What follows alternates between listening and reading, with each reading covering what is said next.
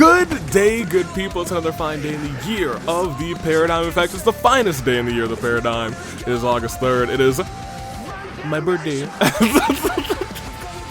But more importantly, we're on the beaten path to Avi-Mania 4.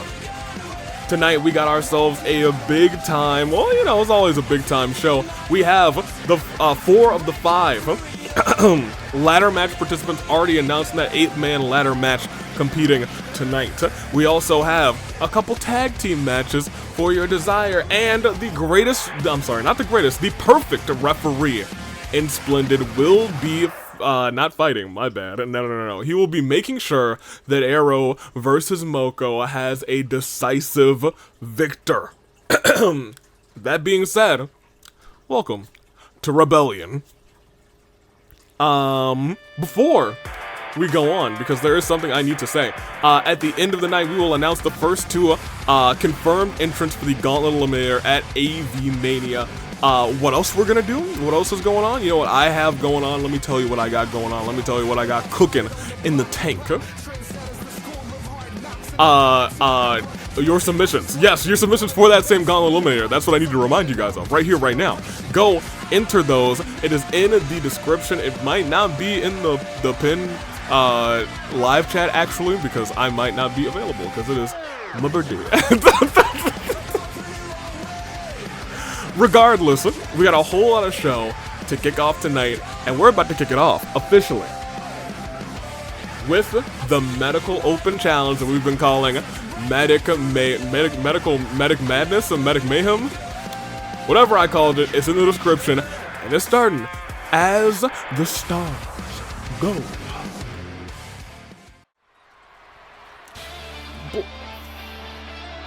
Okay, well that's not supposed to be there, so let's go ahead and let's do that real quick. That's not going to be cause for a whole restart of viewing, but coming out tonight, and this time coming out in her lab coat as well. Tai Takemi and Naomi. Naomi? Okay, we gotta talk to our ring announcer. He doesn't know these names. Anywho, I don't know half the names either. Let's keep it a buck. These two, or at the very least, Naomi had an incredibly strong showing in the first of these open challenges. Essentially had to fight 2-on-1 because Tae ate a surprise finisher from the Demon Slayers in Tanjiro and Nezuko. A lot of people are clamoring to see Nezuko again. I'm sure down the line we will see Nezuko compete one more time, but who are they facing off against tonight? I don't hear anything. I'm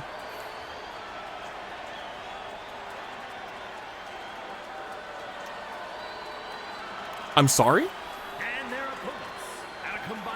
Playtime's over? Is this like Poppy playtime? Oh no, this is Poppy playtime. I know the blue thing, the hideous nightmare creature, that blue thing. I know that thing was all over the internet at some point. Goodness gracious. So, what, Huggy Wuggy? I believe that's but the purple one, I'm not super familiar with. Yeah, I don't like this. Oh, okay, you know what, maybe we shouldn't have had the medics. Okay, the medics, they got a tall order ahead of them, apparently. It is Huggy Wuggy and some purple cat. Maybe not a cat, because I don't even think Huggy Wuggy is a cat. This is a very cat appearance. It is Tai, and it is Huggy Wuggy, and can I get some catnap? Oh my gosh. Oh my gosh, the height differential.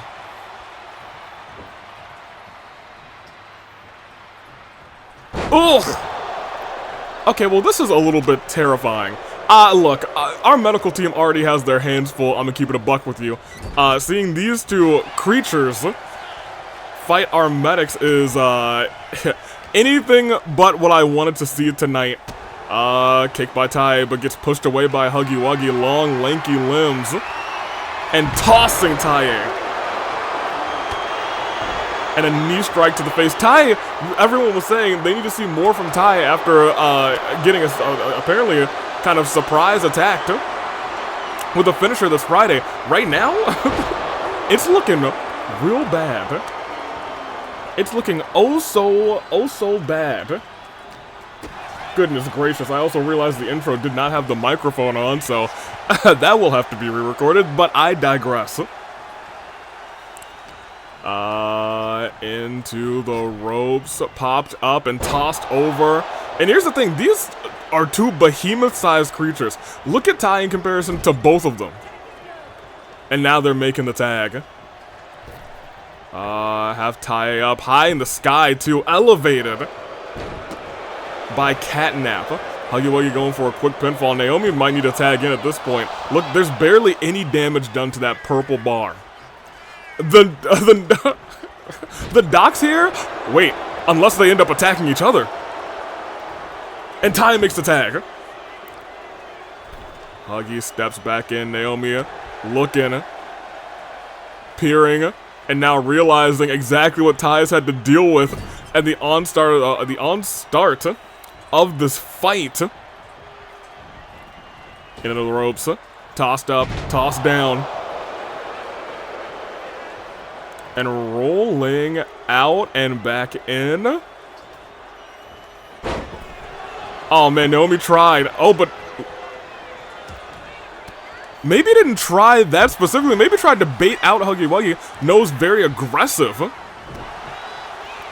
But if Naomi's able to beat down Catnap even like a fair fraction. Oh, tried to go for a kick there. Catnap with a reversal. Naomi's still unable to hinder this purple creature.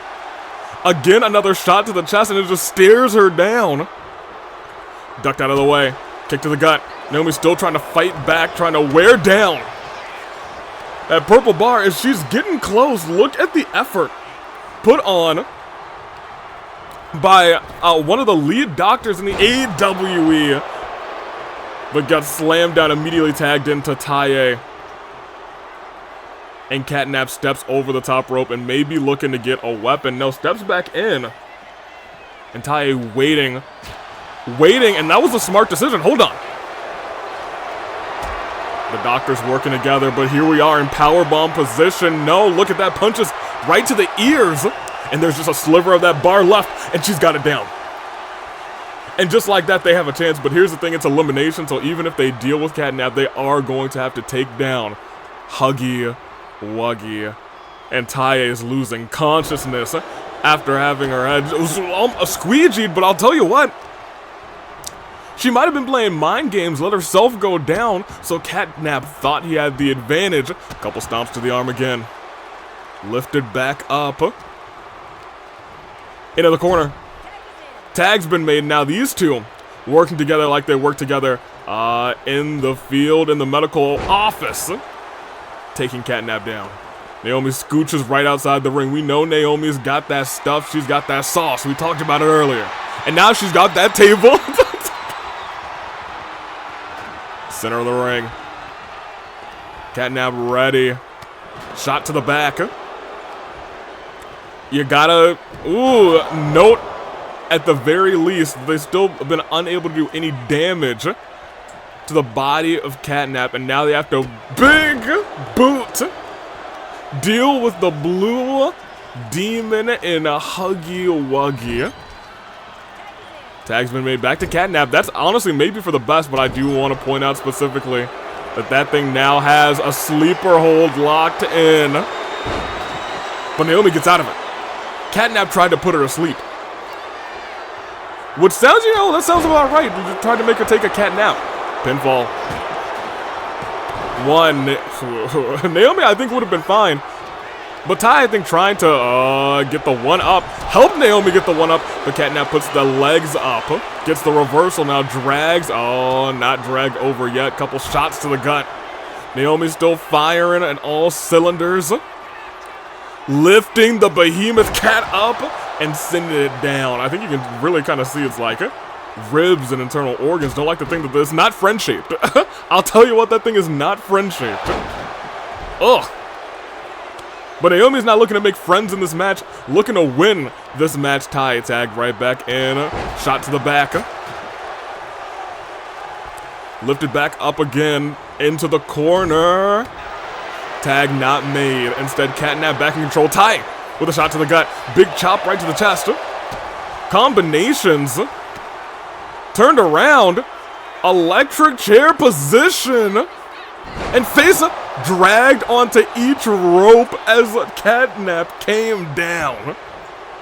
Tai looking to go to the outside. I was gonna say looking for a... I'm sorry? What are you... I was gonna say, what's homegirl doing? Call for Catnap to get out on the outside of the ring. Able to slip behind. Into the corner. Tried to hit the tag team finisher, but Catnap gets the reversal. Tai reversing right back. Reverse DDT. The sequences are sequencing. Look, it's my birthday. I get to say what I want. And it don't gotta be right. Big elbows right to the chest. Tried to stop Catnap from making that tag, but now Huggy Wuggy's back in control. And once again, look at that bar on Huggy Wuggy. Naomi might have to work it all the way down again. Is she gonna be able to do it? If she does, the Docs have a great chance. The AW medical team has been in full force. They have been looking over Rinka. Rinka, who had lost consciousness after the attack from Deity. Miku, neck breaker.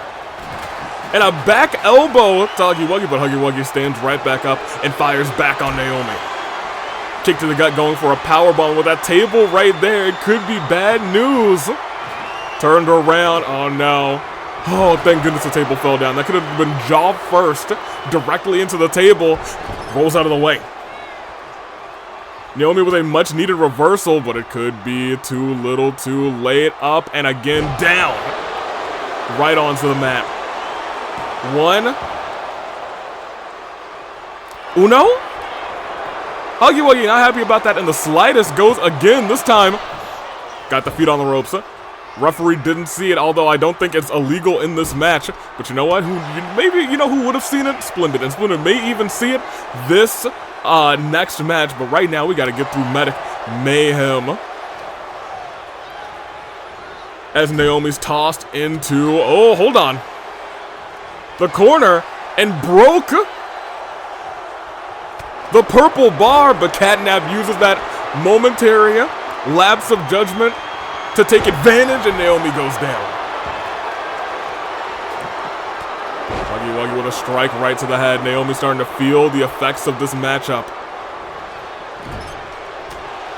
Reversal there, though. Naomi still staying alive in a nice enziguri. Watching with bated breath right now, Manuel is tending to Rinka, as I was trying to bring up earlier. Rinka, who is in stable condition, to the good news for everyone. After hearing that, but into, no, not into the corner. Instead, reversed into the other corner. What is Naomi thinking here? Turning Huggy Wuggy backwards. Shot right to the back. I thought was going for the Tree of Woe position, which is something we almost never see. Look at this. Suplex into the corner. Did you see Huggy Wuggy bounce off of those turnbuckles? Naomi off that moonsault. Naomi looking to prove that she's a star. One. Just one. But Catnap did come in, and that may be exactly what they needed. Look, 2 finishers in stock for Naomi. Stamina wasn't looking too great at that juncture, at that point. Uppercut by Naomi. And now both of those bigger bodies are all up on their feet, and Naomi may be down on that chair. Looked like the left side of her ribs got caught, and Huggy looks like he's not done yet. No. Set it up almost on that chair. Despicable and disgusting. I don't know all the lore about these creatures. And you know what? I don't even know if I want to. Naomi onto the table. And tags in Catnap, who kind of levitates on the table and puts Naomi right through it. Good medic goes down, but broken up by Tai. Naomi stands right back up, but gets clotheslined by Catnap. Kick to the head, though. Ducks out of the way. Oh no. Oh my gosh. Oh gosh.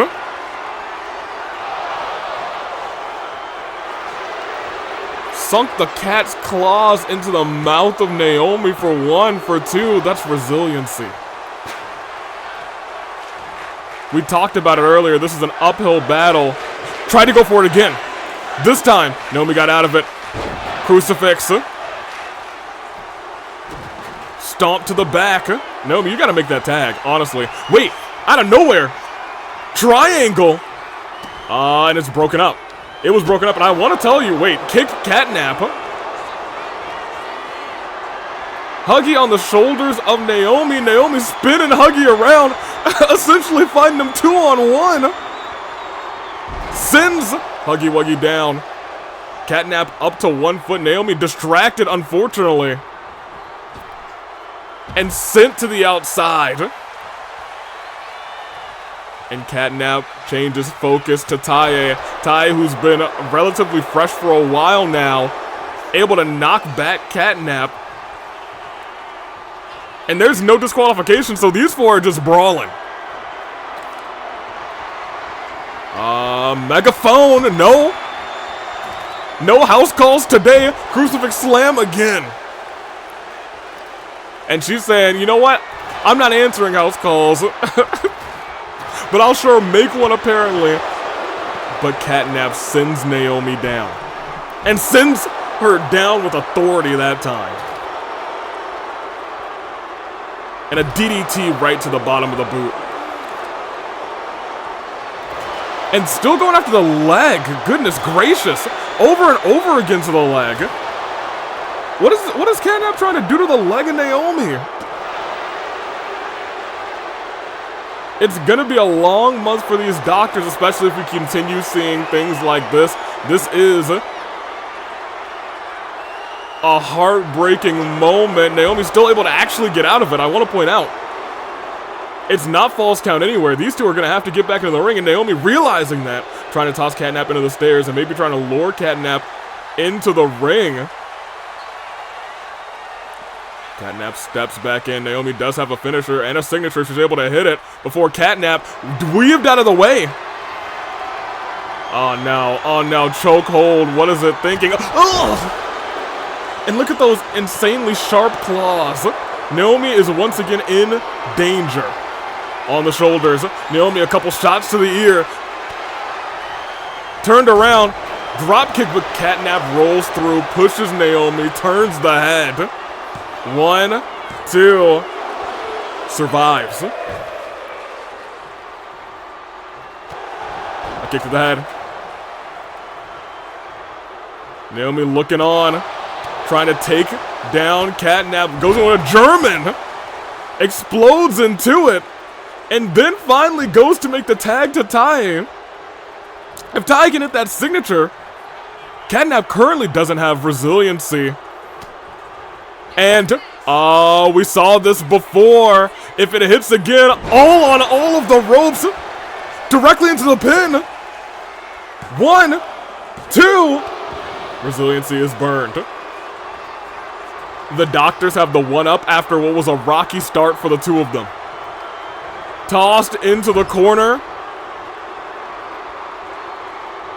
Looks like she's going to run into a spear in the corner afterwards. And stomping out Catnap. Large, anthropomorphic, cat-like creature into the corner again. And a tag's been made to Naomi. They may be for the first time looking at that tag team finisher up and down. Double knees right to the chest. Shades of the lethal injection except the other way around. That double dose has connected for 1, 2, and Catnap's down. They just have to deal with Huggy Wuggy. Now here's the problem. Huggy Wuggy's almost completely fresh. The Docs have taken a beating. So far in this open challenge, we have not been able to see anyone. Oh my gosh, look at this, Naomi. Ugh. I was gonna say the Docs, I'm sorry. Nobody in this open challenge, rather, has been able to turn things around in a 2-on-1 situation. Will Huggy Wuggy be the first? Turning. Oh, wait, hold on a minute. What is Huggy thinking? Charging into that splash, but Tai immediately comes and breaks it up. And here's the important part about all of this. Tai still has resiliency. Naomi's got 2 finishers. If Naomi's able to hit one of them, it is great news for the team. It is a great equalizer, but this is also a great equalizer. A kendo stick to Naomi's forehead. And then still going after the legs, and Naomi rolls through, gets that enziguri. She said these legs still work fine. They may be a little achy, but you're about to be aching a whole lot more. These doctors know where to pinpoint target, and that was a pinpoint knee strike. Dragging the head of Huggy right onto the knee. Tag's been made, keeping those tags fresh.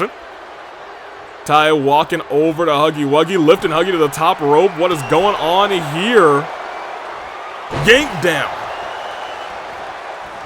Power play by everybody's favorite goth-esque doctor. Who wouldn't want to be her guinea pig as the, okay, megaphone back in hand. And right to the back of Huggy. Now they can take their sweet time. And the first time in this open challenge that they've had the 2-on-1 advantage, but that may be changing in a second. Look at this. Rolls into a pinfall. 1. No, not even 1. And I do need to point out once again, hold on. She's used those special drugs to get a burst of adrenaline. The same drugs that she gives Joker and company. And it looks like, oh, they were going for that double dose again. Huggy looking to fire back. And drags Tai over to the ropes. Couple shots to the gut. Not giving up just yet. Into the corner. Made the tag. And again, hold on. If this hits again, it might be going right onto shoulder blade first. And now that thing is standing up onto that megaphone. Goodness gracious. Even with whatever a Huggy Wuggy is, you gotta imagine that's gotta hurt. If you're a living, breathing creature, that's gonna hurt you. Megaphone right to the arm, the long extended arms that he uses to grab you, Irish whip you, chomp on, I guess take you and chomp on you. And now Naomi's in a little bit of rough condition, able to roll out of the way. Tried it that enziguri again, but Huggy Wuggy stops it. And somehow, some way, the megaphone has become like everyone's favorite weapon in this matchup. Up and tossed. Naomi still unstunned. Incredibly close, and now is indeed stunned, is very stunned. And it may be looking really bad for Naomi. It's not looking good.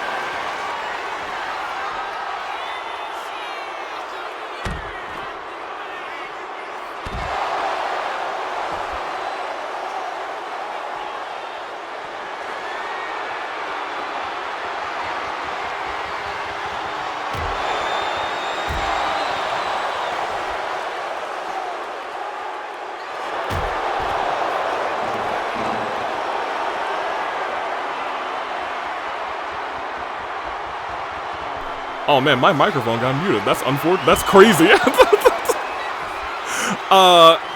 Well, you know, I had so much to talk about. I was saying like, hey, look, Naomi's out here. She's doing things, but I sure am not re-recording this. We don't do that here, Rebellion. Whatever happens, we do it live. Clicked into the corner. Missed. Timed that, and now Huggy may be setting up for the end with that powerbomb, but couldn't take advantage. Tai tried to continue to distract Huggy, but here's the problem. The biggest problem about all of this, Naomi now has that back injury. I was just saying. Oh no. No.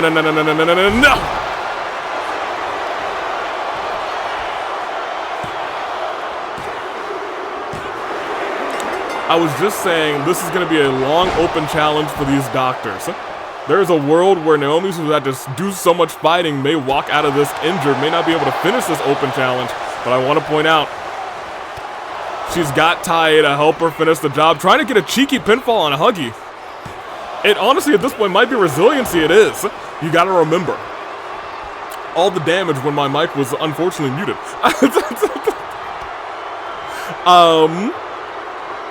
Done by Naomi as Taye back elbow knocks Huggy senseless. Goes up to the top rope. What does Taye have here? Frog splash turned into it. Okay, hold on a minute. That might be enough. 1, 2. Not enough. Huggy kicks out of the signature after he's taken so much damage. And reverses the finisher. Lifts her up, slams her down. And here's the other thing. Tai does not have a signature, resiliency built up. So Huggy can do whatever he wants. No, not whatever he wants. Tried to do whatever he wanted and hit the finisher, but reversed by Taye. Turning Huggy around. Plants him down. In a normal match, we would see that bottom rope. Oh my gosh.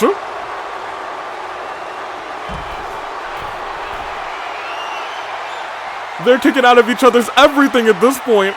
Tai is saying, I gotta go all the way. Drop kick from the heavens to the ground. Last time, it was Naomi who had a career-making matchup. This time, Tai is saying, I got out early, rather. I'm gonna finish the job this time. Oh, got taken down with that clothesline, though. You gotta remember, Huggy Wuggy is a strong creature. But Taye has experienced the AWE from behind the scenes for so long. Knows exactly what can cause freak injuries in this business. But she's dealing with a freak of nature himself. Sat down right onto the chest of Taye. Most other people would be wishing that Taye would sit on them, but I digress as this matchup rolls on. Kick to the gut. Stomp. Oh no, not a stomp, a leg drop to the arm. Systematically trying to tear apart our doctor as they're trading blows from the ground, which is crazy. And now she's been stunned. Oh no. We saw those stairs just this past Friday cause incredible damage to Dr. Robotnik. And Huggy's looking to do the same thing to Tai. Imagine if that powerbomb hits on Taye. Oh. Up and down. Chokeslam. Oh, he might be thinking about using those stairs. Has them in his big claws. Oh no, to the back. Oh no, 1. Oh. Oh. 1 and steals it, maybe 2, steals it, she does!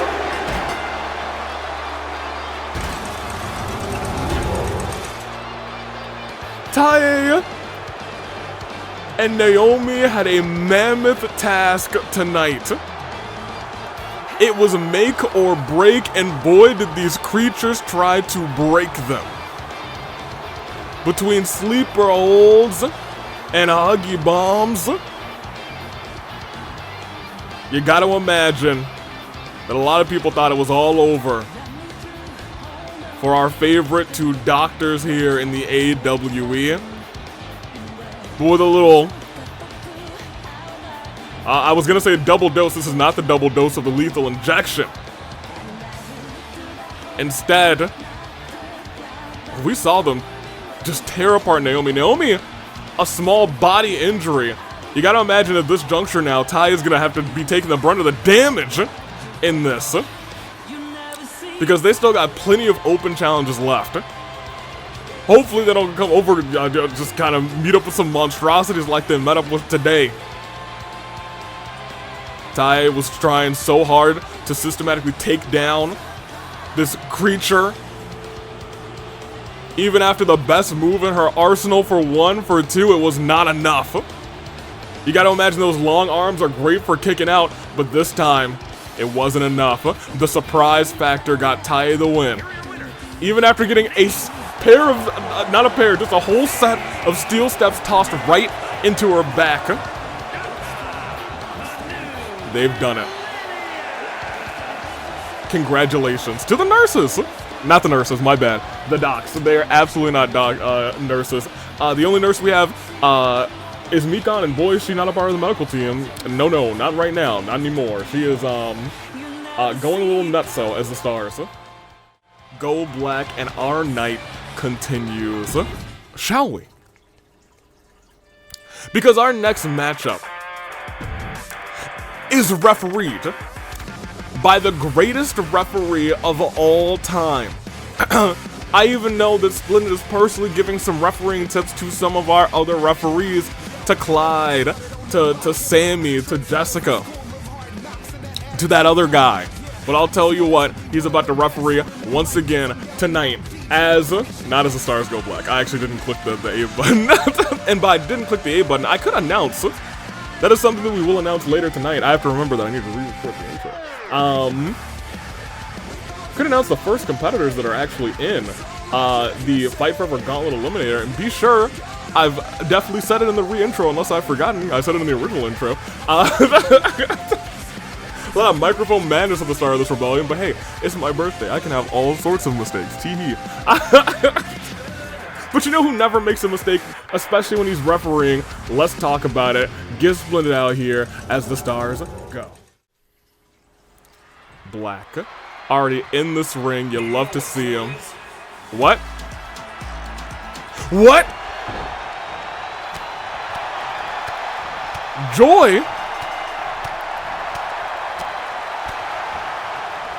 Sammy was out here getting useful tips from the perfect referee Splendid. And now Joy is here? Alright, first and foremost, if you don't know Joy, you are incredibly and insanely lucky. Joy is somebody who takes something that you love. Think about something that you love. Think about something that you love right now, something that you hold near and dear to your heart. Joy's the kind of person who will start an entire cult against that thing. So, you know what? Right now, Splendid, please, take care of Joy. He assaulted one of the AWE referees and is still trying to assault him. You know what? Got some for him. Think I don't. Gonna make sure Joy guess what's coming to him. Interrupt my show. On my birthday? He started a whole cult for waffles. Disgusting, despicable behavior, insane behavior, and you know what? I don't like Joy. I might say I hate Joy. You know who else hates Joy? Splendid. And that's why he's such a great referee. Because even with the hate in his heart, he doesn't let that, I guess, you know, distract him or weigh his options when he's refereeing a match. He's still always and completely fair, and for some reason, Joy is out here trying to cause undue harm to Splendid. But boy, Splendid is more than happy to get his hands on that sack of garbage, that nasty bit of trash in Joy. Because you know who's won a match? You know who's won a title? Splendid. Do you know who sucks? Joy. Get him. Yeah, Splendid. Okay, yeah, Splendid. It's fine, it's fine. Joy's barely hit a move on you. Look at that. Oh my gosh, a little kick to the back of the kneecaps. He's gonna get a whole lot of bad news.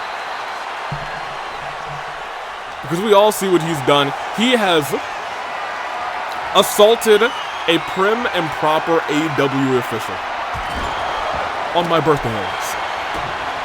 And you know, it's not even just about waffles, you know? It's about a cult for waffles. Why would you do that, especially here? You know, I don't even look. It's okay for you to like waffles. It's true. I even like Squid more than I like Joy. And Squid loves waffles. He always claims he's the ultimate waffle maker. But you know what Squid does do?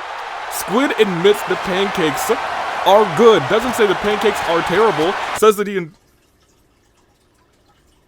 Oh, this whole show was a little jank today, huh? We sure crashed.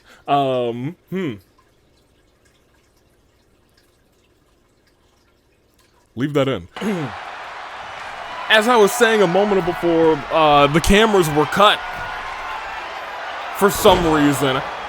Let me tell you, first and foremost, it's not just about the whole waffles. It's about the cult for waffles. I talked about, hey, Squid's okay. He admits the pancakes are good. Joy, he's out here like, oh, pancakes deserve to be burned. Pancakes are the spawn of Satan. Pancakes suck. I would love to see Splendid right now drive Joy's dopey little skull into the concrete pad, not the unprotected concrete over there by the announcer's table. I can't believe this. I can't watch this. I can't. Look, I'm gonna eat these Shakalicious gummies, and I'm gonna have a word with Splendid after this. Splendid's he's no longer in any shape to referee this next match. I'm gonna let him fight because look, there's a chance Joy might get injured, so of course I'm gonna let him fight. That's in the shape of Shaq's head. Anywho. Did I mention how much I hate this Joy guy? He's an awful human being. Is he even a human being? I don't know. But you know what he is?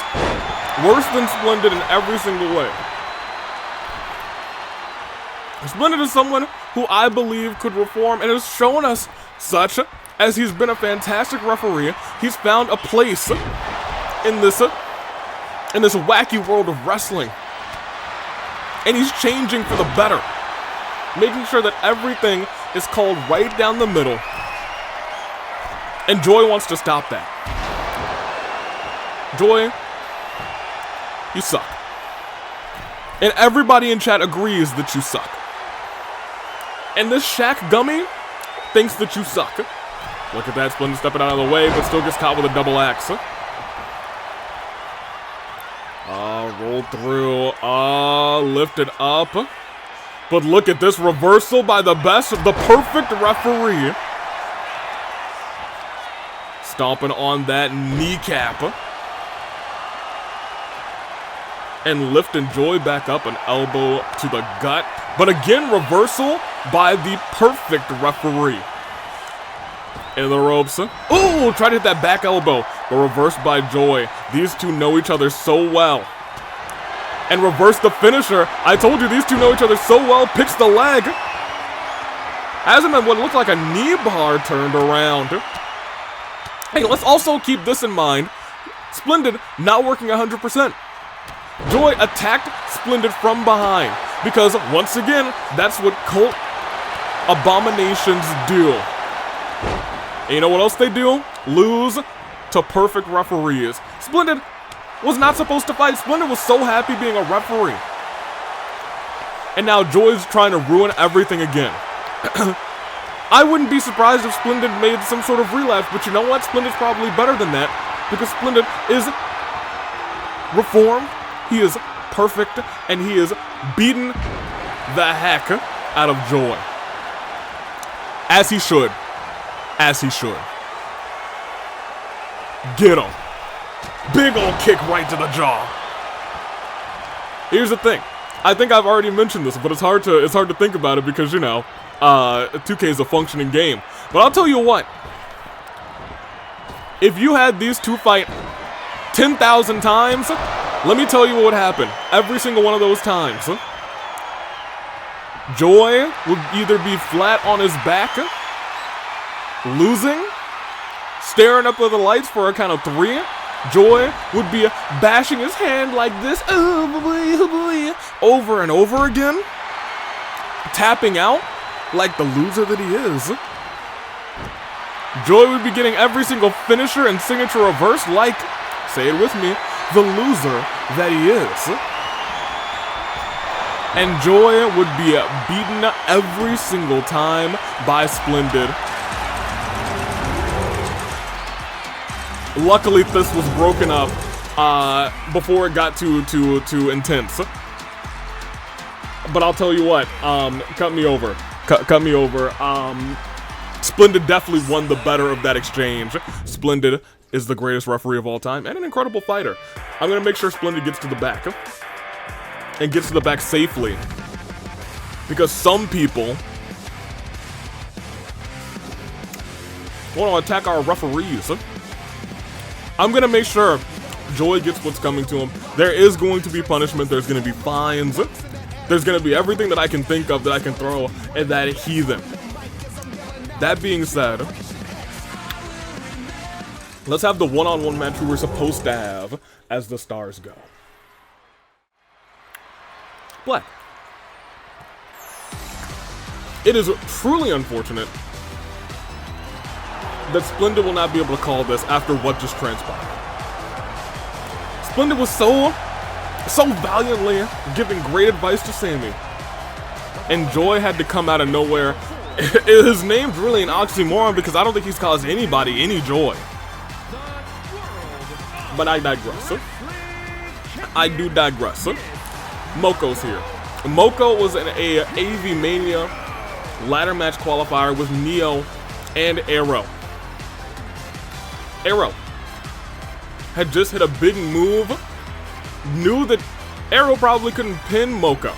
So you know what they did? They used the ropes and it was triple threat, anything goes, elimination. And because the ropes were there, Moko wasn't expecting it.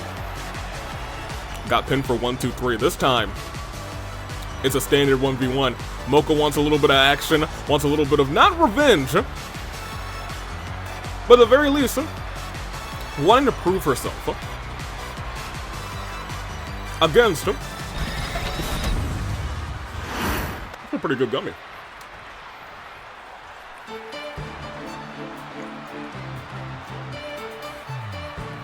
Against the hot commodity, the crown wearer, Arrow. Arrow, as we said, pinned Moko in that fight, but you know who pinned Arrow? The one going on to Avi-Mania Neo. In what will be a stacked Avi-Mania ladder match. So far, we got Sayaka Mizono, we got Nemona, we got Kiku, we got Panette, and now we have Neo. 8 competitors to be entered into that match. Currently have those 5. In the gentlemen's match, we have 4 of them competing tonight. Q-taro, Full Gent, Shin, Makoto. And after this past Friday, Ryoma. It's gonna be a banger. It's gonna be a banger of a ladder match. I'm very excited. We'll see how it all plays out. I hope Makoto will be there because he is, he's sure been missing a lot of time recently. Mainly we've had to rebook a couple of things because Makoto was nowhere to be found. We thought, oh my gosh, is he missing? Oh my gosh, Onyx game? No, he's just been sleeping somewhere, passed out. This lack of sleep thing, it's no good, but look at this, Arrow looking to prove that they don't need the ropes to get things done, which maybe isn't quite what I should have said because Arrow literally just used the ropes to jump off of. Doesn't need the ropes to get a cheeky pinfall, is what I'm saying. Can use the ropes to their advantage all they like, but don't need them to win and pin. Arrow's fired up right now, taking it 100% to Moko Mojiro. But Moko catching, snatching Arrow out of the sky, slams him down. And now look at this, shots right to the eye and the forehead of Arrow, and things have already evened up with the very powerful, very strong Moko Mojiro. Stepping in and out of the ring, ducked that shot from Arrow, but Arrow sending Moko flying with a drop kick to the ground. Is Arrow, no, I was gonna say, is Arrow going flying? Is Arrow going sky high? That's not the case. Waits for Moko to get back in. There's a more patient Arrow. than we've seen in days past off the bottom rope. Ooh! Looking for a coffin drop, but may need a coffin after that fall. Stomps to the arm. Ooh! Honestly, that was both parts of that arm kind of pushing the elbow. Could have separated the elbow. Also gotta be sure not to accidentally hit this microphone. Oh, and now they're grappling. But here's the thing. If I were Arrow, I don't think I'd want to do graps with Moko. I was gonna say it's gonna be all Moko, but maybe I spoke too soon. Arrow has had years of in-ring experience at this point in time. Turn back around. Yanking that arm. Moko back in control. Arrow now really feeling the pain. Oh, hold on a minute. But Arrow switching to a headlock. Locked in there deep, but Moko again sends Arrow to the ground. Look, I respect Arrow for trying, at least humoring Moko and doing the real grabs. We kind of knew how that one was going to end. We knew how that one was going to end, but when it comes to strikes, Arrow can catch you by surprise. Into and tossed over to the side. Moko up. Can you imagine if this thing ends by count out? Ooh, landed onto the chair. And at a count of 5, oh no. Moko pushes away, count of 6. Not a count of 6 yet. Count of 6 now. Arrow with a combination. Sending Moko again. Leg first into the chair. Moko's leg was caught in the chair there for a second.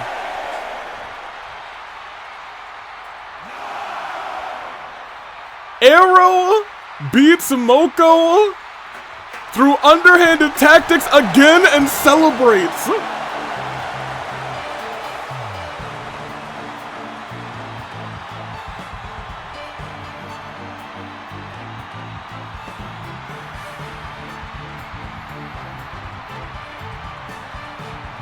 Not only was this supposed to be a normal 1v1, but again, Arrow uses the rules to their advantage.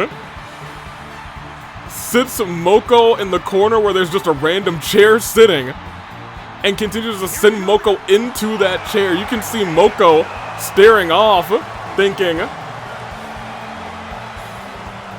what? Moko wanted an honorable 1v1 duel, and Arrow said, no, I'm winning this thing by count out. And you know what? That's fair. You gotta imagine the frustration that Arrow's got going on recently in their matches. Arrow has lost as the stars go a fair handful of times by count out in this feud with the Swang. But I digress. We got ourselves a fatal 4-way match. It is 4 of the 5 competitors who are in the AWE ladder match. It would be all 5, but not Splendid, my bad.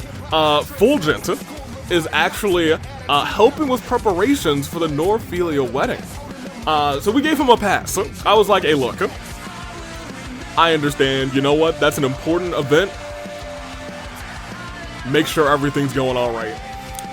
We love it.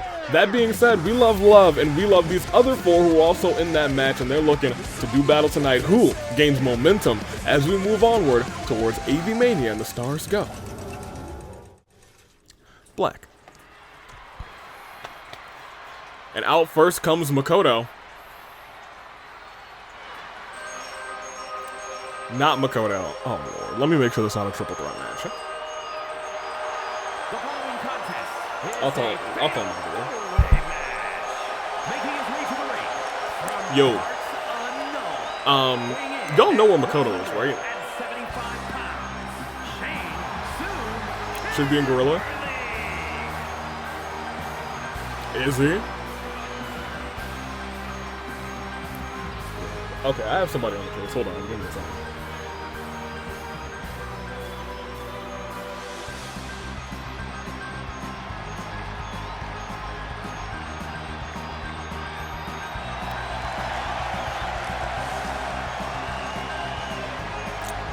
Right. Yeah, thank you. I asked you to keep an eye on Makoto. Do you know where he is?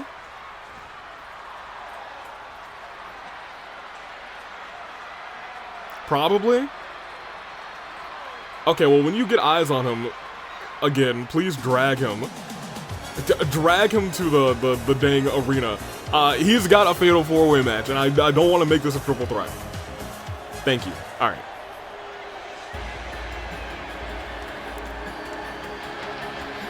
And oh my gosh, I don't even want to see her face right now, but let me try and be a little bit unbiased. That is your AWE All-Star Champion. The one who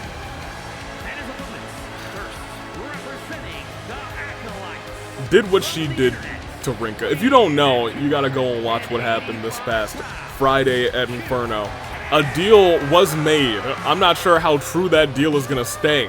The Disciples promised not to attack Bernice before Avi-Mania if, essentially, a two-way street. The Flame Tribe don't attack Miku before Avi-Mania. However, that deal was not exclusive, so Miku just attacked Rinka and saying, hey, you can't lay a finger on me, per our deal. Even threatened saying, hey, lay a finger on me and I'll make sure Bernice doesn't make it to Avi-Mania. And Rinka allowed her to do as she pleased. For her tribe, for her family.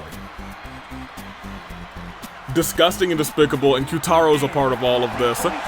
And there's Ryoma, who brought back the feeling. He is the king, don't forget. And Ryoma, even though he hasn't held the world title this year, he was briefly a Fight Forever champion this year. Not a whole bunch of days, but hey. He could get back to the top of the mountain. He's got a chance at Avi-Mania. He's one of the legends of the AWE. Had an incredible, okay. Yeah, oh my gosh, he knocked Kuzu, you know what? I'm perfectly okay with him knocking Kuzu over and laughing at him. You know what? Sometimes that's necessary. Actually, it's not necessary. That was a little much. Kuzu didn't do anything wrong. Well,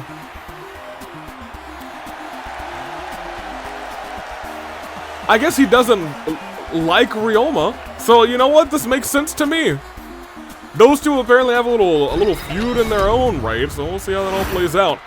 Continuing to bully Kuzu Soda because of it, apparently. Let's see how the rest of this plays out. Do we...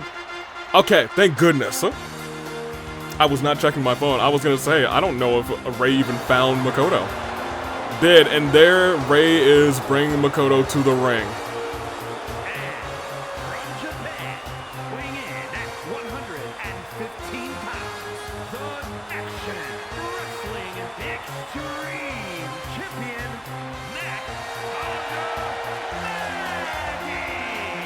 Makoto, as he stated, has made a mistake that keeps him up at night and has been begging someone to take the title off of him. But instinctually, in his heart, he knows he can't just lay down and let someone take that title. He knows. He has to lose it fair and square. Otherwise, that feeling's still gonna eat him alive. He'll always want to keep coming back for it. At Avi-Mania, it's really the best shot he has to lose it. Will anyone be able to stop him? We'll all find out soon. There it is. He's said it before. Sometimes looking at that title gives him hope, but the second it's out of his sight, he's faced with the despair of reality. He had an ideal of the champion he wanted to become. A champion like Cassius Bright, like Uncle Iroh, inspiring people. But he wanted to do it as an underdog. Shin, Q-taro, Ryoma, and the AWE champion, Makoto Naegi. This is half of the field for your AWE ladder match. Have all of them except for Makoto competed in the AWE ladder match before? I believe so. I believe everyone outside of... Ooh, Ryoma missing Waddle with that dropkick. Outside of, Makoto, everyone's competed in the AW ladder match. Shin was in the very first one. Ryoma, I believe, was in last year's. Q-taro's been in 2 of them. And off the ropes, drop kick, but gets missed wildly. And now they're working together. Double choke slam on Shin. And look at that, Makoto is getting riled up by Ryoma. No, that's wrong. By Ryota Mitarai. And you gotta imagine, they can do whatever they want. It's Fatal 4-Way. They can interfere if they really wanted to, but that's not the case, at least not right now. They're looking to help Q-taro get this victory. But right now, everyone's wailing away at Q-taro, trying to make sure that big man loses that purple bar as soon as possible, and that's the best strategy. Now here's the other thing. Q-taro, going into that ladder match, that's not going to be his forte with as big and as bad as he is. Choking the life out of Makoto, headbutting him, saying, "I'll put you to sleep, kid." Stomps on his knees. And a shot to the back right afterwards.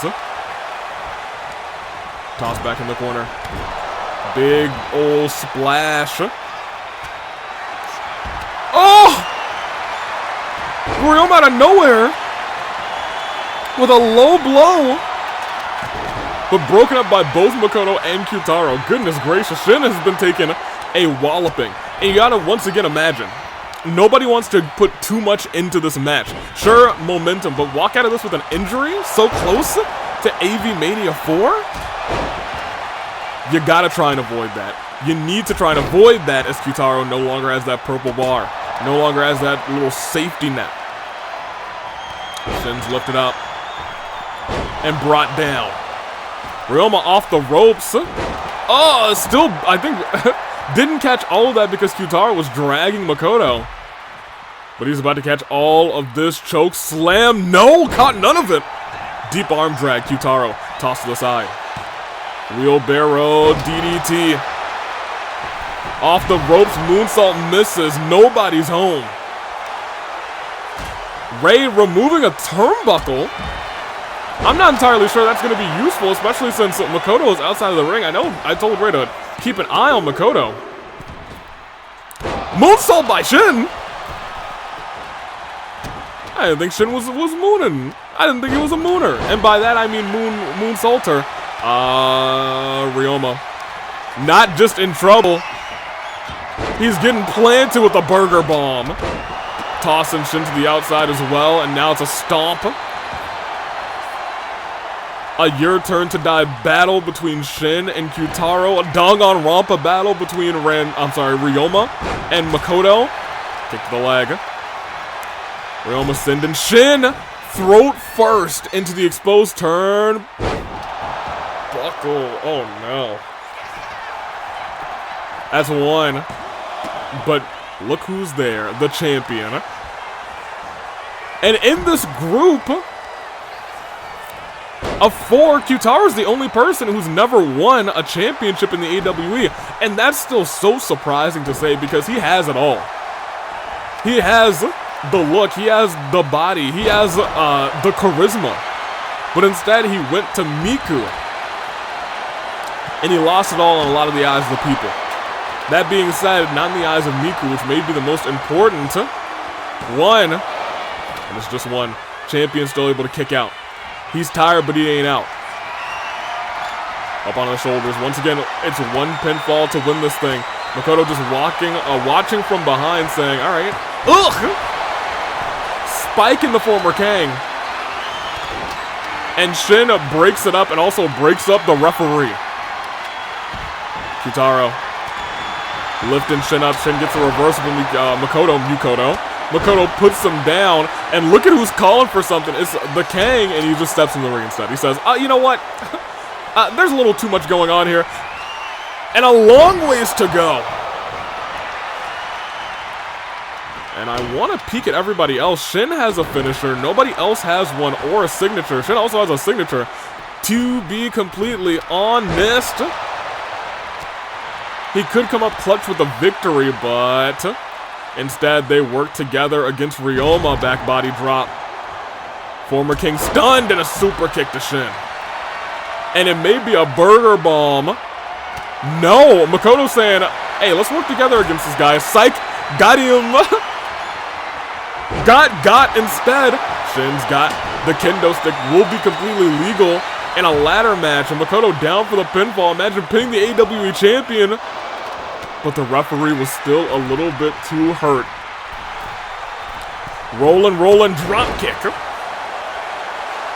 Y'all, everyone's on their nines during Avi-Mania season. And look, weakening the arm of Shin knows that armbar is so important in his moveset. And you weaken Shin's arm, you can't hold your arm that well. And now look at this, Makoto dealing some major damage to Q-taro, but Q-taro fires back with a couple uppercuts of his own. Pinfall onto Shin. 1, 2. Broken up. And kicked out, I think, at the same time. But once again, no resilience to use. I want to point out, everyone's feeling rough in this matchup now, except for Q-taro, but that might have all changed as a Dong on Rana connects. Ray's celebrating over there to the side. 1, 2. Kick out. Kick out at 2. And the referee's not replacing any of those turnbuckles, I want to point out. Up and, ooh, Saito suplex. Couple heavy shots.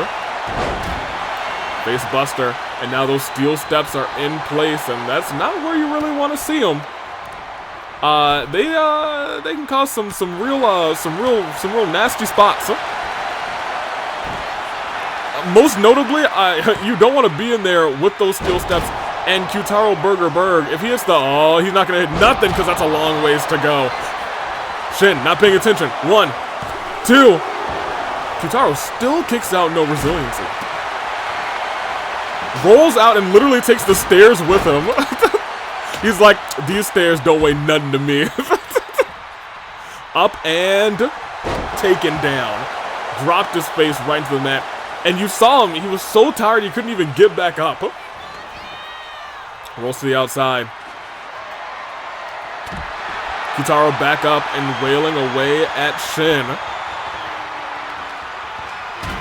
Ryoma also grabs a kendo stick. Makoto's so tired he throws the baseball bat and it does not clear anything. He literally just throws it into the post.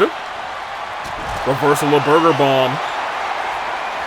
But Q-taro ain't reversing that. His arm's locked in deep. Is he gonna have to burn resiliency? No. Ryoma's right there. And it's a Hurricane Rana on Shin. At this point, everyone's gotten off their big moves and wait a minute. I thought he was going for that armbar again, but instead suplex into the armbar. Locked in. Miku crawling all around the ropes. Face first into the exposed turnbuckle. And Q-taro's arm's about to get sacrificed. Yanked back. But once again, Makoto there to break. Well, no, actually, Ryoma broke it up. Makoto kind of just stood there in a daze. Ryoma's back again, goes into the exposed turnbuckle. Armbar locked in. Makoto breaking it up, at least had the wherewithal to do that. Shin sends him throat first into the turnbuckle again. Yo, these turnbuckles, not having them replaced is kind of crazy. But I guess the ref doesn't have to do it. Wait, everyone's out and distracted. Hope's Peak connects. 1, 2. I'm sorry. Do you see the symbol that Shin has there? That's resiliency, and he still didn't use it. Oh, 1. Oh my gosh, I didn't even see where Ryoma was. He lawn darted in there, dude. And 1, he was like, nope. 1, got him. No thank you. From behind Shin. Tossing Ryoma again, throat first into that exposed turnbuckle. I want to point out Q-taro's arms are orange. If Shin says, you know what, I think I would like to break your arms, he could. Q-taro would surely have to count out. Miku's presence likely in itself. Yo, Ryoma's been tossed so many times throat first in that turnbuckle. I don't know what to tell you. Getting worse for wear. Oh, wait a minute. Ryoma does have resiliency, but he might have to burn it, and he does. So many times he went throat first, he might not be able to breathe.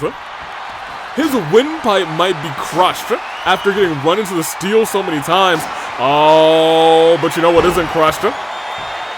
But maybe in a second, everyone dreams of winning this matchup. Makoto, he's so tired. Makoto's so tired, he was like, no, I'm gonna beat up Q-taro Burgerberg instead. And now he's like, wait, where did he go? Yo, he's so tired. And now he's distracted by Mitsurai, he's so sleepy. He's an eepy, sleepy boy. Missed that. Caught the chair. But from behind, clothesline by Makoto. And that DDT, did you see him bounce off of that steel chair? Shin rolls out. Ryoma back in control. AEW champion dueling out with the former AEW champion in Ryoma. Into the turnbuckle. One this time for the first time not exposed. But Makoto, oh my gosh. Q-taro with that rolling kick. German suplex by Shin, but gets a chair shot right to the head. Makoto, I think, realized that could have been his opportunity, but Ryoma got there ASAP. Right there in the nick of time. Throat first again, but Makoto reversing into a snap German. But he might not be reversing this. Shin with a forearm. Q-taro tossing Makoto. Count of one, and I want to point out Ryoma's the one who has no resilience in this fight anymore. Shin off the ropes. Catching Q-taro Burgerberg. Hold on. Q-taro has no resilience. If he went for the pin there, I think he could have won the match. He still could win the match. Q-taro's stunned now. 1, 2. Makoto broke it up at 2.9. Reversal. Shin whipping that arm around. He's looking to sacrifice another arm. Yo, everyone's arms, except for Shin's, are feeling it now. Let me tell you. Let me talk to you about it. Turn around. Ryoma's right there for you. Misses that, but has to get right back up immediately because Makoto did have resilience. He didn't have to burn it. You saw him hold his hand afterwards. Ray looking off. Maybe not wanting to see Makoto get hurt. Wait a minute. 1, 2. Makoto burns resiliency. Shin didn't make it in time. Now we're starting to see slow reaction times. And speaking of, if Q-taro doesn't break this up right now, and he did, he immediately stomped on it. He said, no, ain't gonna be none of that. Makoto realizing, hey, I gotta get my head back in the game. I'm not letting anyone pick up a quick victory over me. Miku got into the ring there. Looked like she might have wanted to stop Makoto from attacking Q-taro, and you know what? I would say that's a good deity. Protecting her followers, but I'll be real. Hold on a minute. Up, around, Hope's Peak. Shin does not have resiliency. That's 1. That's 2. He kicked out.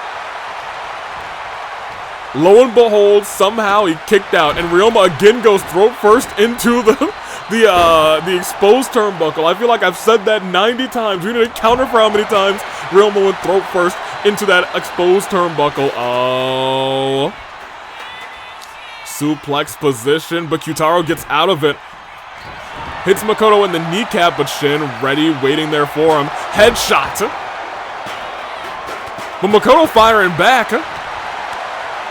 Slams the face of Shin, but once again too tired to do anything about it. But you know who isn't? Up comes Ryoma with a long ways to go. 1. And just 1. Makoto wisely this time breaks it up. I don't know who's gonna win this thing at this point. It's anybody's match.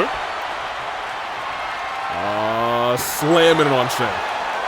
And this time to Makoto. Thought you were going for 1 on Q-taro too, but instead, he's going after the arm of the champion. Went after Q-taro as well, but Q-taro with a diving kick. And he is seeing that chair, he's seeing that Ryoma, and he's looking up for that burger bomb. Sent him flying with it. Shin wasn't paying attention. 1, 2. Q-taro picks up the victory. And Miku looks on with a smile. Is this going to be the fate of Avi-Mania? Will Q-taro win another world championship for the disciples of Miku. Your guess is as good as mine. These four were all over the place in this match. Ray even trying to help Makoto out there momentarily with that exposed turnbuckle. I don't know if Makoto really ran into that one, but you know who did? Ryoma. I'll say you didn't help Makoto, but you did screw Ryoma. That much is the whole truth. That Hurricane Rana. Into the Hope's Peak. We all thought for a second that was going to be it. Shin had no resiliency. The other two were still groggy, getting up to their feet. 1, 2, and Q-taro stopped Ryoma at that point. Shin had to kick out on his own and did. But look at this. This is the beginning of the end. Long ways to go. Broken up. And the nastiest burger bomb we've seen in a minute. Shin stepping up there. Turns to Makoto. Does a moonsault, but I think his eyes caught the glimpse of the last second. He tried to save it, and then he said, dang it. Frustrated.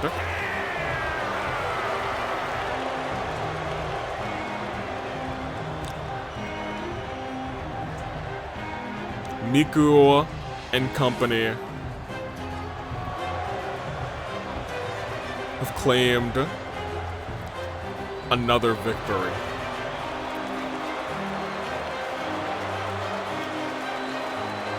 You know, I gotta say, I don't love this scene. I gotta say, not a big fan of this. Not a big fan of this. That Miku, I'm gonna say, that is your AWE All-Star champion. But I don't have to like it. That being said, it's 2v2, baby. Miku helped out her disciple in Q-taro, but Chi-Chi and Futaba looking to do it alone against Hot Topic, who are still looking to get to the top of the tag team division. Still have a bone to pick with the Flame Tribe, but I'll tell you what. Last time that these two teams went toe-to-toe, the Disciples pinned the Flame Tribe.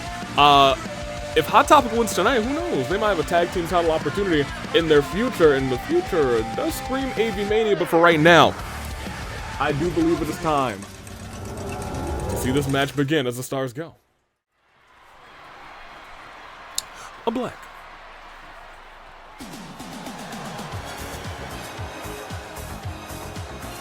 Okay, you know, we don't have to like them. And we don't. But what we do like is the song, because the song is kind of a banger. I do have to admit that every single time. But these two have been despicable alongside Miku. I still would love to see why these two are with Miku. And there's the recently fired from the AW security team. Futaba sent the security team, the security team away with a false all clear while Miku was attacking Rinka this past Friday. Made fools of the entire team. Chihiro was not around to essentially do a double check there and say, hold on, Futaba's lying, after Shin broke Chihiro's arm earlier this summer. But if there's any team that can take care of these two, it's Marceline. It's Gwen. It's Hot Topic. What can I say? These two have been at the top of their game, but were out recently first in a AWE Tag Team Championship elimination match, and it's because the other two teams conspired against them. And what did it earn you and I? It earned them a injured Sage who's hurting and hurting bad. We'll see how it all plays out. Hot Topic still looking to, I guess, come on top of the tag team division. You gotta imagine they got their sights set on the big Avi-Mania picture. Let's see how it all plays out. That's a great hat. Is it a great hat? It's an okay hat. I don't think it's a great hat, but you know, she gotta protect herself from the sun, for real, for real. We'll see what Marceline is able to do with Gwen tonight. Hot Topic versus the Disciples. 2-on-2 classic tag team action. Sammy's calling this thing right down the middle, and it begins. Into the corner. Tag's been made. Yep, tag. You heard Sammy say tag's been made. Good on you, Sammy. Get your voice out there. You love to see it. Stomp. And right now, I think the Hot Topic already has they understand the assignment. They see Futaba, they say, keep her in, beat her up. You tag in Chi-Chi, it's a different story. She's built different. Chi-Chi definitely built different. These two have had a tag team championship opportunity in the past. The Flame Tribe were able to overcome and take the victory. With the help of Rinka, might I add, Rinka did aid the Flame Tribe in retaining the tag team titles when they defended against these two, but right now they are wailing away. Chi-Chi comes in early for an assist on Futaba. Maybe trying to just say, hey, Futaba, I'm here for you. Tag me in. On the shoulders. Ooh, Samoan drop early. And I think that actually worked out very well in their favor. I think that's Chi-Chi coming in saying, hey, I'm going to kick you. That means tag me in. Maybe they have like an unspoken code that's working for this team. Knee strike. This is exactly what Hot Topic needed to avoid. Letting Chi-Chi tag in. But Marceline taking it to the zombie. Slamming her. Back first to the mat.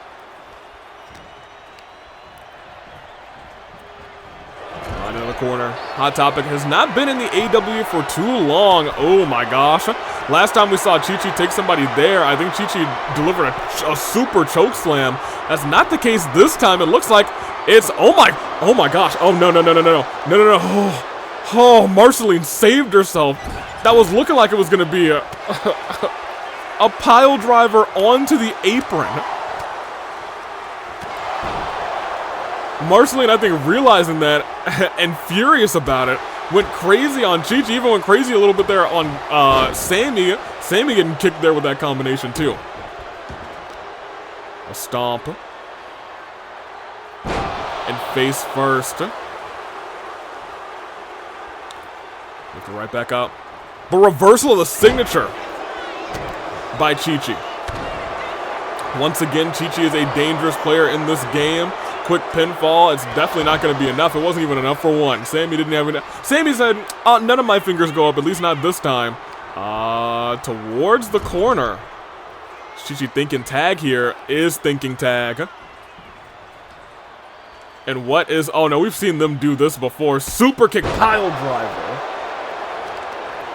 These two work effortlessly together when it comes to tag team maneuvers, and every single one of them is disgusting. Futaba back, and now actually in control for the first time. Going to tag Chi-Chi back in, does get the tag.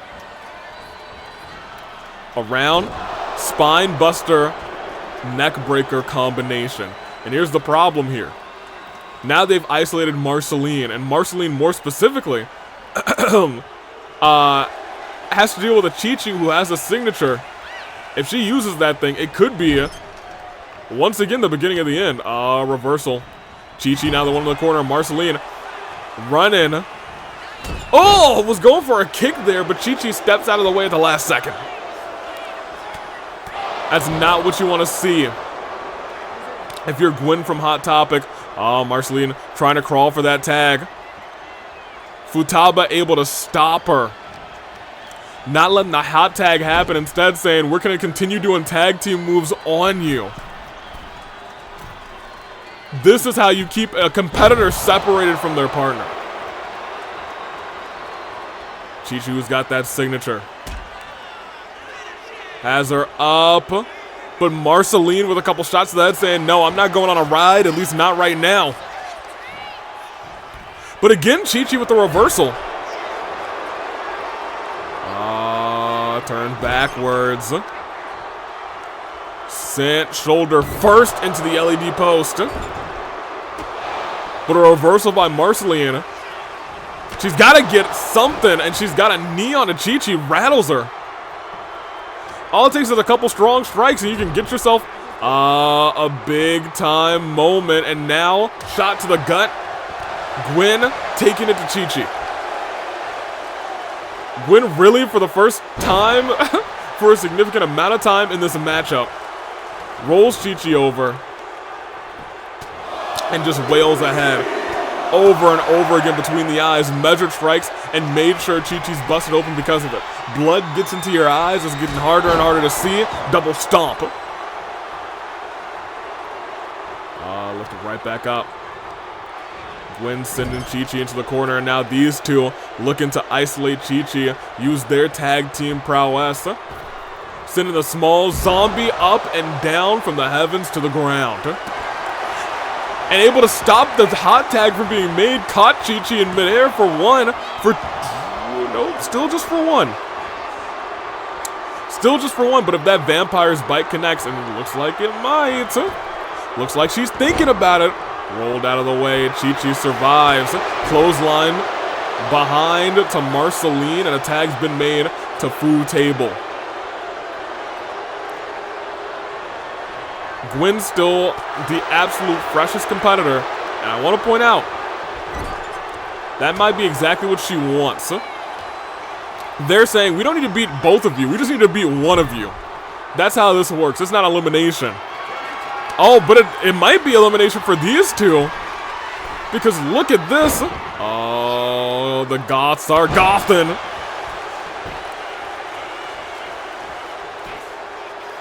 One, and it's just one. Tag team finisher, and it's just one, but let's be real.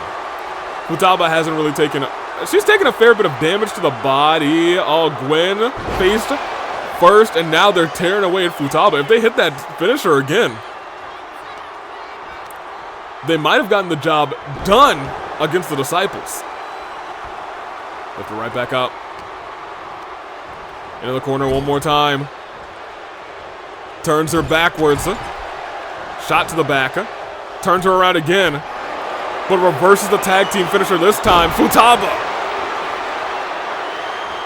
hits her, goes with a leg drop, and is calling for her own finisher. Flying Futaba gets every ounce of it. And honestly, that may have been a great call by Futaba to weaken a Gwen who had not taken any damage for real in this fight. Baited out Marceline as well. And now it looks like they got a new target in Gwen. Chi-Chi with a cheap shot, but Gwen able to get the foot up. That cheap shot might have just woken our goth girl up, but gets turned around by Futaba. And sent down with a kind of a swinging Olympic slam. Shades of Kurt with that one. Oh, into the corner again. Gwen realizing, yeah, I gotta get our tag back in, and that's exactly what they do.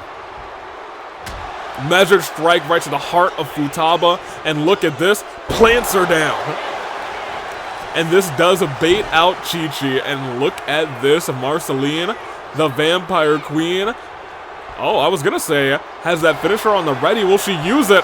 She does, Vampire's Bite. The fangs are in. And Futaba's down. Futaba doesn't have resiliency. They got him. They pinned the Flame Tribe. The Flame Tribe, they take out the Disciples.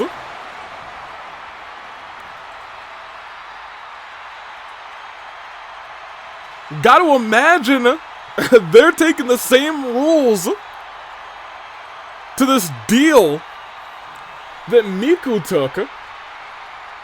Give me the stars. Hot topic certainly in the title conversation yet again. And we'll have an answer to that likely this coming Fracture. But I digress, we gotta get to our main event. It is Panette and Alhaitham versus Kaveh and Merrin. We've seen a lot of backstabbing as of lately. Especially between Kaveh and Alhaitham. Merrin and Panette. I can't even say it's backstabbing, more so a disagreement. And we'll talk more about it as the stars go. Black for our main event.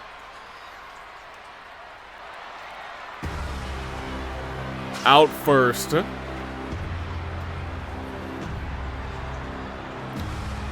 She is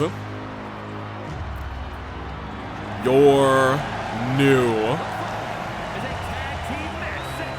AWE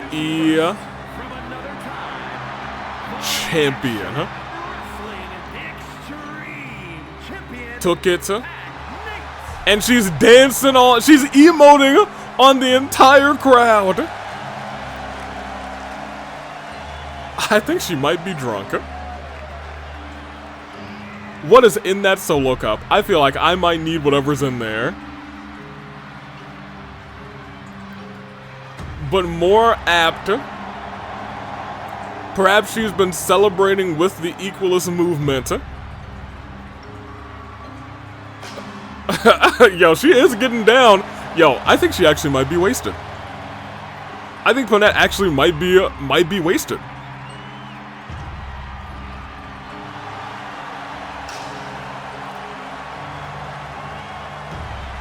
Dang. Regardless, she is the AW champion, but right now it's a party for one. You gotta look, in the past it would be Merrin coming out partying with her. Tamara could have come out and partied with her, but right now she feels entirely alone. She didn't even come out with the other boys. I think Amon's saying, hey, get out there and celebrate your championship. Or she was so drunk she walked backstage and said, play my music. We are gonna have to have her tested after the show. That being said, I digress. It's the other two boys. Amon, Alhaitham. The Fight Forever champion, who will be defending that championship this Friday at AWE Infraction. We're on the road, and it will be the last Fight Forever title defense before Avi-Mania. Will Amon retain his title? That's the million-dollar question. We will see. We will see. March was able to do it in an incredible match this past Friday. Queen turned into a TLC match. Queen climbed that ladder again and again and again, but at the very last second, March was always able to rip her down. March climbed a couple times. Queen returned the favor at the end. It took a freeze frame, rather, onto a steel chair. March essentially aura farmed, and boy, was there a grand harvest on that night. It is the Equalist Movement with Panette. And you know, maybe Panette doesn't even really realize what she's gotten herself into. Maybe her heart's not in it, but I'll be real, I don't think her heart is probably shattered into a million pieces after everything that's happened to her this year. But I'll keep it a buck.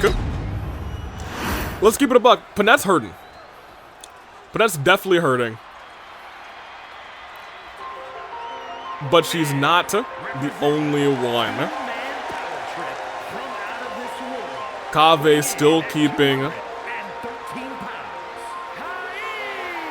that dead vision by his side.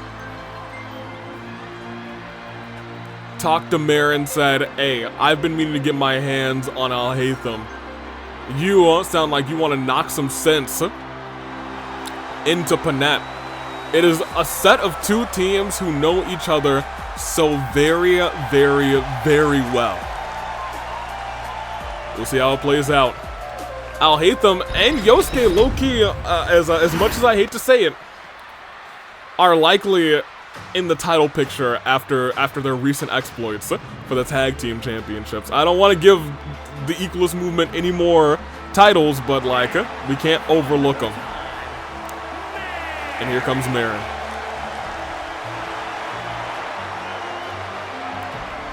Armed with that coolest kick in town. It's her first time in action since her concussion back in May. Early May. It's been a little bit, admittedly, since we've had Merrin. And that's crazy because Merrin has been on our TV so often for the past, what, over 700 days that they have been employed. Racket Assault, and in those 700 days, Merrin has been a champion for over 75% of those days. Panette's the same, but now those percentages are different because it was the first time that one of them held a title and the other one hasn't. Panette is the AW World Champion. That doesn't matter to Merrin. I'm sure somewhere in her heart, she's thinking, hey, I wish I could be happy for you, but I can't be happy knowing that you're like this. Merrin promised to save Panette from herself this past Friday at Inferno. This is the first step in doing so. Find out. It's main event time. Two former teams split. And they're going at it. I'm excited, you know, I'm feeling it. Merrin's feeling it too. She's dusting her hands off. She's like, all right, let's do it. It is. Panette starting this thing against Alhaitham. Interesting. Ooh, big clothesline as well by Alhaitham. And a stomp going right after Panette. And he's going after Panette, but staring Alhaitham right in the eyes. Saying, tag in. Tag in, I want you to tag in. But he can't focus. If you lose focus on the current AEW champion, that ain't gonna work. Feet on the ropes immediately. Panette.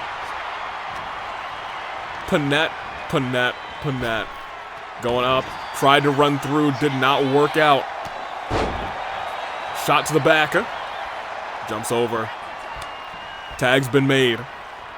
And now, Merrin and Panette for the first time battling each other in tag team action. It feels so wrong, but look at these two trade. Quick pinfall. One. Just one. Nobody knows the other better than Merrin and Panette. Champions together for over 500 days. Across 3 reigns. Went for a double stomp there, but gets caught with a super kick. Again, you saw Panette was able to step back immediately from Merrin's assault, and then counters that assault right afterwards, but Panette crossbody onto her former tag team partner, but Merrin steps right back up immediately saying, let me take this to the corner. Turns her backwards. Shot to the back, and again, shot to the lower back this time. Not often we see Merrin go like this to someone in the corner. And she's running, drop kick. Merrin forced to break out a couple of things she doesn't normally do. But it's also something to talk about. We almost never normally see Merrin in singles action. Especially not against Panette. One. And just one. Both of these two are future Hall of Famers together, but right now they are apart. Caught her out of mid-air. And Merrin low-key wailing away at Panette, but I want to point out,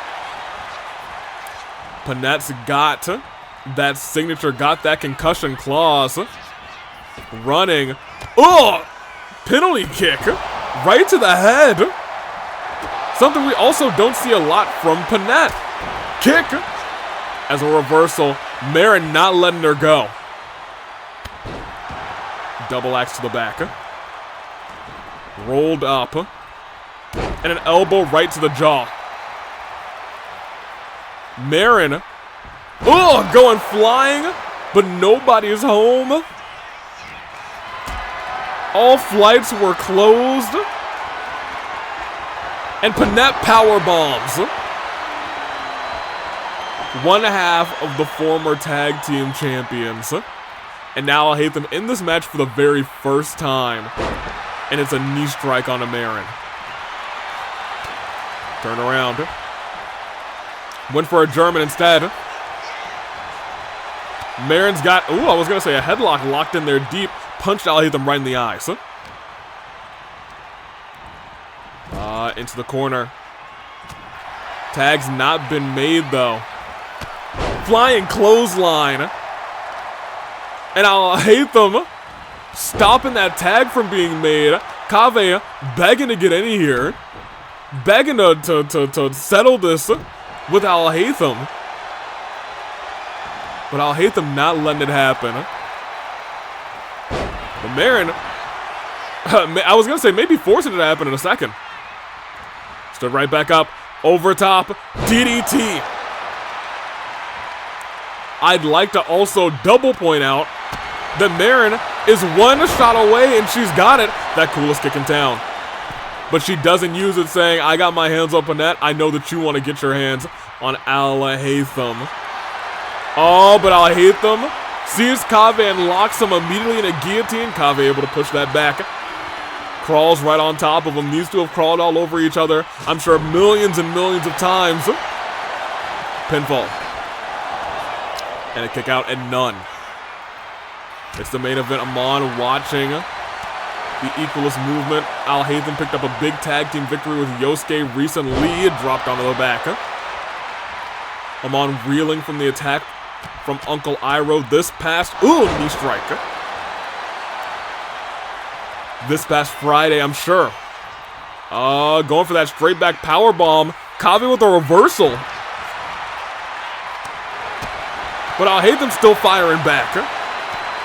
And knee strike to the nose. Step back up again. Kick to the gut. No, it looked like a fisherman's brain buster. Esque move, dropped him right on his head and neck. Tried to run against the ropes. Jessica was in the way there. Alhaitham, big knee strike.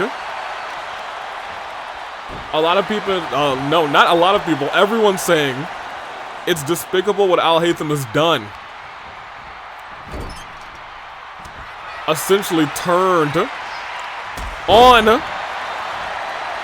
Kaveh, and not in the explicit way. Betrayed him, stabbed him in the back. But Alhaitham rolls through. And Alhaitham happily joining Amon. You have to wonder what led Alhaitham to this point. In the corner. Tag's been made, those two together. Up onto the ropes and a back strike right there. Big stomp. Just kicking him to get up. Get up, don't give up on this match like you gave up on me. Alhaitham pushes him away. Turns him around. Has him up and plants him down. That full Nelson face buster. Shades of one of Amon's finishers as well. Something the Equalist all know can put down an opponent with ease. Into the corner. Tag's been made. Low drop kick and elbow right to the back of the neck. Kaveh forced to roll out. Merrin's still in pretty decent condition. But really so is Panette for the... Oh no. Oh no, no, no, no, no, no. Don't spike him onto the apron. Oh man.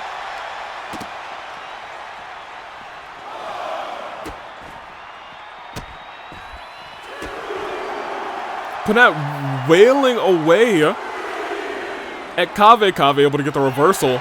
But Alhaitham was there and Kaveh gets the reversal.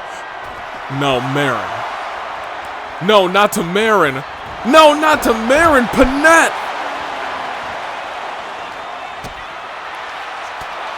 That was unnecessary. Now they're 2-on-1-ing.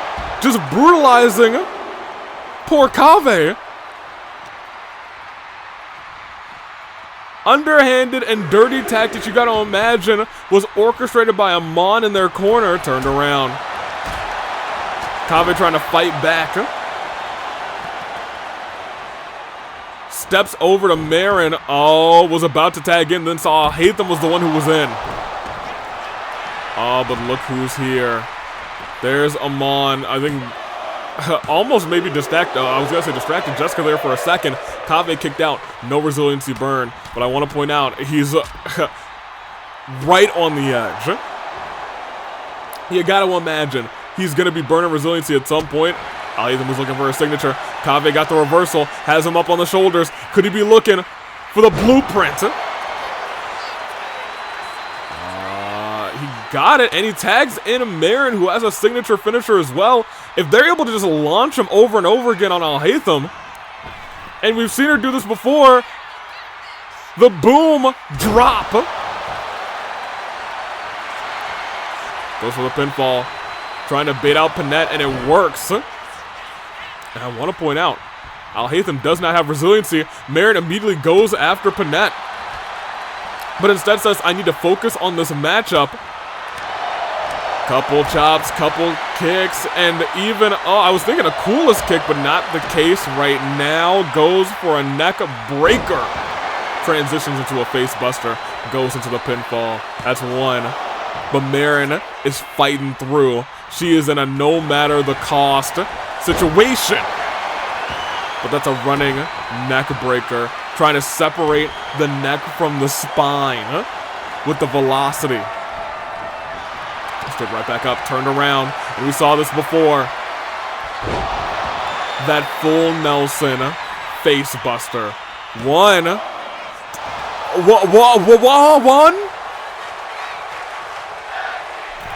One? Double axe to Merrin's heart. I'm sure Alhaitham's like, I'm sorry, one? We said, no matter the cost, what is Merrin thinking here? Coolest kick in town from the side. An even cooler kick, 1-2. Alhaitham burns resiliency. Merrin saying, do it again. I dare you. Rocking him, socking him. But turned her back, and now a tag's been made to Panette. But Merrin going crazy on Panette too. This is the Merrin that held the title for 427 days. And this is the Panette who is the AWE champion. That's a concussion clause. Kaveh had to come and break that up. And here's where we could start to see the beginning of the end of this fairy tale from Merrin. Dragged her to the center of the ring. And she knows... Oh, wait a minute. I was going to say she knows wherever she goes, she can take out Merrin, but I think she just reversed one of the Wyvern sleepers and Kaveh gets the tag. Remember, Kaveh still has two finishers, but gets caught immediately in the Wyvern sleeper and doesn't have resiliency. It's in there deep. Merrin doesn't see it, but gets there at the last second. Kaveh was fading. You can see the life start to drain from his eyes like the color drained from his vision after Amon blocked his chi paths. Oh, hold on. Cheeky roll up. One. Alright, you know what? It is the Racket Girls. What am I talking about? They're just built different. They're 100% just built different. But they can still lose. Turned around. Planted. Breaking ground for one, for two. And Panette still kicked out without resiliency, I'd like to point out. Still kicked out without resiliency. Lifted back up again, Kaveh. Has her in the corner, tag's been made. Shot to the gut. But a reversal. And now Panette dragging Merrin over to the ropes. Knee strike. Clothesline. clubbing blow, and once again, Merrin, no resiliency. 1, 2. Look at the frustration mounting. It looked like Amon was calling for some sort of play there. I'm gonna be frank with you, I don't know what it was. Knee strike. Oh. She was going for it. Coolest kicking, no. Missed out. But gets it on the way back. Alhaitham down. Panette's gonna have to come in. 1, 2. Does get there. Remember, Alhaitham already burned resiliency. Merrin no longer has a finisher, but may get one in just a moment. And may not need one. Oh no. Merrin again doesn't have resiliency. 1, 2. Alhaitham almost stole it. Almost stole one. Lifting Merrin up. Merrin has adrenaline in her soul, apparently. Hits him right in the throat. And going, oh no, Panette caught her and rocked her. Alhaitham saying, get her, and walks over to Kaveh, punches him right in the jaw. And slams Merrin on the outside. We saw partners attacking old partners, friends attacking old friends, all at the call of Amon. Wait a minute, was trying to hit Merrin, but accidentally hit Panette. You would think that Alhaitham is the one who's a little wasted after that. Elbow drop. Maybe he was calling for a count-out victory. Merrin not gonna let that happen. Count of 6. Drop kicked Alhaitham. It may be actually Merrin who's getting the count-out victory. Count of 9. He'll have to run back in. Can he make it? He does. But caught him the second he stepped back in, saying, you'll stay down for a count of 10 now. Ladies and gentlemen, Merrin baited him right in, and they get up a big victory over the Equalist Movement. You gotta imagine. Merrin wanted it to be Panette,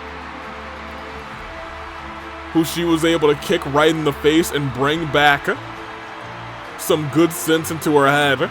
But what a tag team matchup these old friends put on. But the longer you stay around with Amon present, the more dangerous it gets. Look at this. This is something special from Merrin. Sweeped around. Incredibly cool kick. It might be from the coolest kick in town. That kick was ice cold. 1, 2. Just a 2 count. The target became Alhaitham, but we saw this for the first time. Concussion claws hit on Merrin. I'm not sure if Merrin hit any signatures or finishers on Panette, actually. I don't believe so. I think mostly Merrin was fighting Alhaitham. That coolest kick in town connecting for the first time. Wham! And it was the second one that put it away, but it wasn't here. Panette was able to break it up, and that, this one might be the one that is the end. This one isn't. Thank you, Highlight Reel, for showing us literally two things. They got a big victory, a good moral victory, leaving the Equalist Movement reeling after a very successful Friday. What will this mean for Amon and company, especially as Amon will be defending that championship this Friday? Unknown, but that, ladies and gentlemen, is our show, so let's talk about it. In the main event, first of all, the Equalist bell. Congratulations to Merrin and to Kaveh. Hot Topic are still a hot commodity. And the Flame Tribe have proved that they are not happy. They could have attacked Hot Topic, but instead they said, no, we know what you got. We know what your leader did to Rinka. And they're not standing for it. Q-taro with the help of Miku and Mitterai. took the W. Arrow counted out Moko in a bid to still not have a clean victory between the two. How will this progress further in Avi-Mania season? Splendid was supposed to referee this match, and if Splendid ref this match, this would have never happened. But you know who ruined that? You know who gave you a count-out victory? Joy. Joy, sack of trash, sack of garbage, sack of nothing. And those two creatures scare me. Oh my gosh, look at those nightmare eyes. Thank goodness the Docs won. Ugh. That's our show. I don't think we have much news. Futaba and Chi-Chi had their tag team victory celebration crash. They lost. They weren't celebrating anything, but the champions did destroy them. Joy attacked Splendid from behind before he could start refereeing his match, ignoring the other referee's order, Sammy, who said, look, he was trying to teach me things. Fighting continued. Furious. I gotta say I'm furious. Joy shouldn't even be here. And by here I mean on planet Earth.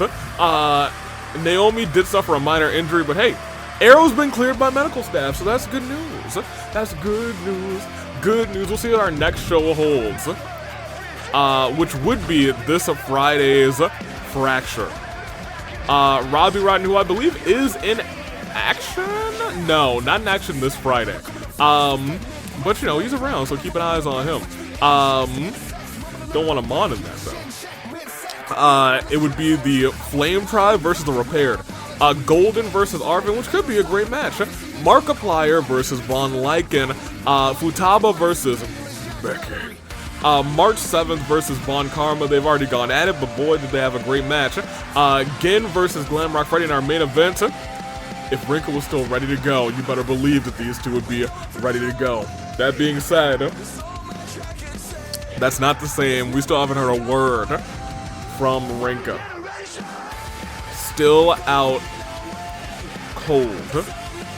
Stable, breathing on her own, but still out cold. Just nasty. Anywho, watch out, Tommy back on. Or Flame, I'm sorry, Stars me back on. So, what do we want to talk about? I have one thing. And that's the first announcement for the 5 people, or one of the 5 people rather, that I'm including, or rather that have declared for the Fight Forever Championship Gauntlet Eliminator at Avi-Mania. We have one official entrant for the gentlemen and one official entrant for the ladies, as you guys put your submissions in, which are in the probably not description, definitely in the description, probably not today in the live chat, to be honest. But the first person in that match who has declared it will be a woman who has held that Fight Forever Championship before and has made her way back onto the Avi-Mania card. It is a classic, and Sakura Ogami says she's declaring one of those 5 spots. And we'll see exactly what she can do. However, on the other hand, we have someone who's never held the Fight Forever Championship, but is still looking to showcase what he can do in a Gauntlet Eliminator. It is the man, the myth, the legend, the ultimate bracer, not the Supreme Overlord of Ice, no, the Divine Blade, Cassius Bright. And those two will be in the Gauntlet Eliminator. That being said, we have 4 other spots that will be declared over the coming weeks, as well as the spots that you guys are voting for soon. But your submissions close this August 8th, I believe. So put them in, and you'll vote on them very shortly after that, but only for a week. We're doing this lickety-split ASAP. So get your eyes peeled, get your votes ready, and get your thoughts for your submissions in, because it's going to be a big match at Avi-Mania Until next time, I'm taking off. Toodaloo Flight Crew. Thank you for watching.